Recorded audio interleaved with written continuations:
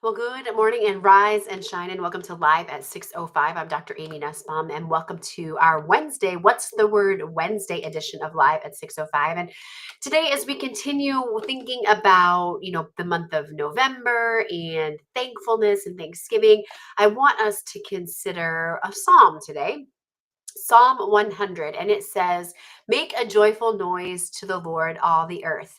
Serve the Lord with gladness. Come into his presence with singing. Know that the Lord, he is God." Excuse me, it is he who made us and we are his. We are his people and the sheep of his pasture. Enter his gates with thanksgiving and his courts with praise. Give thanks to him, bless his name, for the Lord is good. His steadfast love endures forever, and his faithfulness to all generations. This song always reminds me of an old singing group back in the day. It was an a cappella group. And I can't think of the name of it right now, but they had a song about this: give thanks to the Lord for, and it was a great song. It makes me want to go ahead and get that out. But anyway, our main thought today, something to really sink our teeth into, is that gratitude isn't just a polite gesture. We hear a lot about having this attitude of gratitude and, being thankful. And people start posting this time of year every day something that they're thankful for, which is great.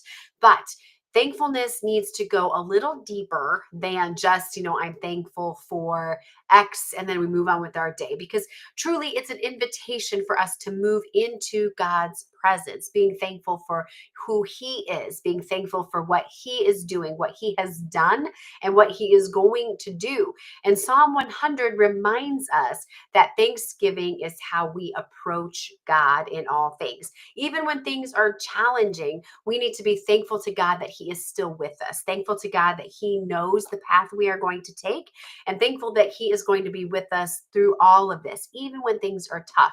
It's easy to be thankful and have that, that spirit of thankfulness when things are going well in our lives, but it's a little harder when things are hectic and crazy and scattered and maybe stressful and maybe things are just tough. I know that getting into the holidays is challenging for a lot of people, especially if you've lost someone this year or you lost someone last year around the holidays. It's always challenging. And sometimes family is challenging. I know that. So just getting into the holidays, spending more time with family, spending more time with just events and things. The holidays can be tough. So really setting yourself up for this um, mindset of being thankful in all things, approaching God with joy and humility and awareness of his goodness, and just being thankful for all of those things. Because when we give thanks, we are saying, God, I trust you. I trust you in all things. Even when I don't understand, I know that you are good. I know that you are in control, and I trust you. I trust your timing. I trust your path. And I am thankful for all of these things that I'm going through, because truly God is trying to shape and mold us into the people he wants us to be.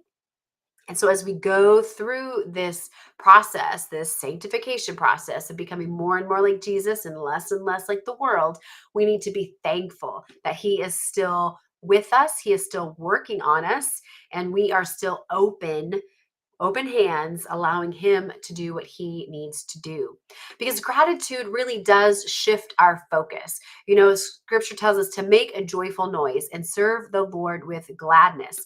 So when we practice gratitude, your attention moves away from what is missing in your life to what you already have, what has already been given to you, how you've already been blessed. So try this before your day starts. Name 3 things that you are thankful for aloud or in your journal. Sit down and just, what am I thankful for today? This is actually, if you are a morning showering person, this is a great thing to do in the shower, because, there's usually, my mind starts flying about what do I need to get done today? What didn't get done yesterday that needs to happen today? How am I going to get that? And my brain just starts rushing. But taking the time to slow down and just be thankful helps to set up your day in just a different spirit. And there's just a sense of peace, a sense of calm, because you're placing the day in God's hands and you're thankful that He is just taken over, right?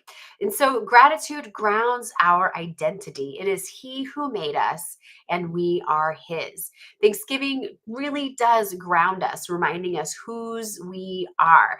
Because, the world is all about do what makes you feel good, do what you want to do, don't worry what is true for you, that is good. What is true for someone else doesn't need to be true for you. And there are things that are true and things that are not true. There is a hard line, and it's scripture, right? We are people of the book, and we need to know what is in it. We need to live by it, and we need to walk that straight and narrow path, being more and more like Jesus every day. So being thankful to God reminds us and anchors us in knowing whose we are.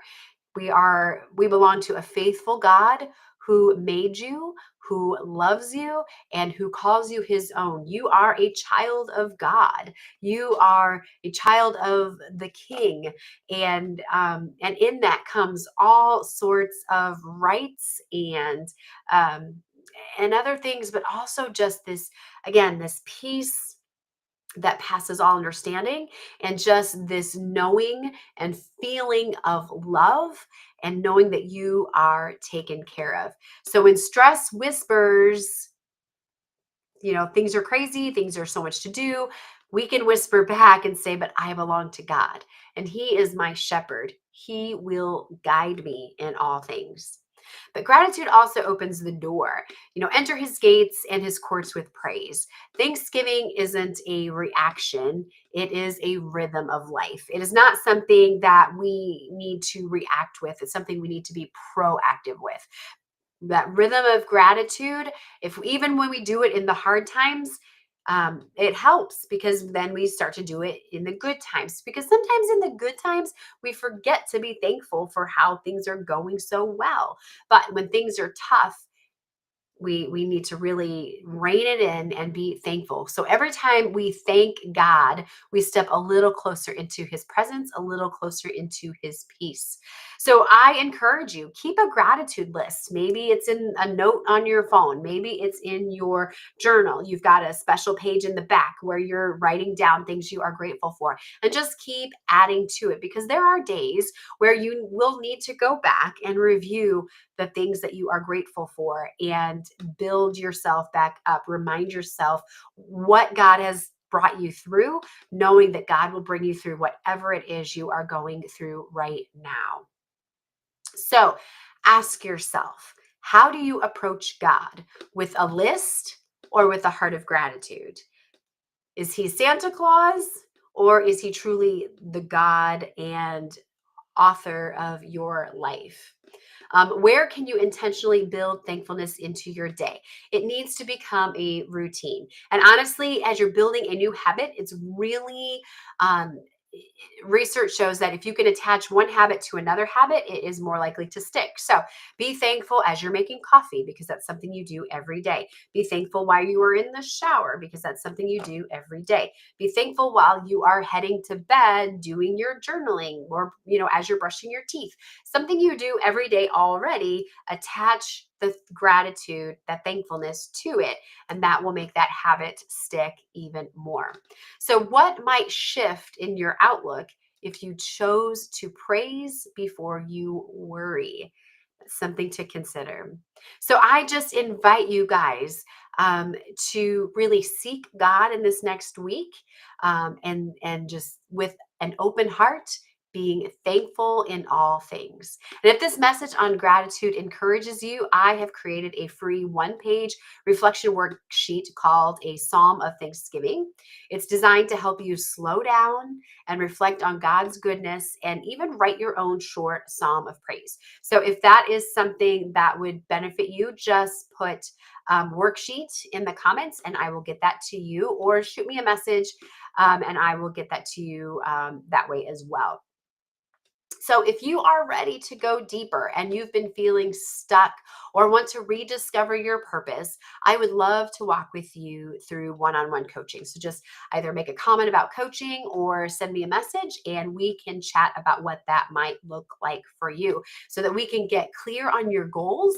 We can get you strengthening your faith and stepping into the purpose that God has designed for you. So, with that, I want you to have a great rest of your day. I look forward to seeing you tomorrow. But until then, remember, you are made for more. So go light up this world with your purpose and with your passions.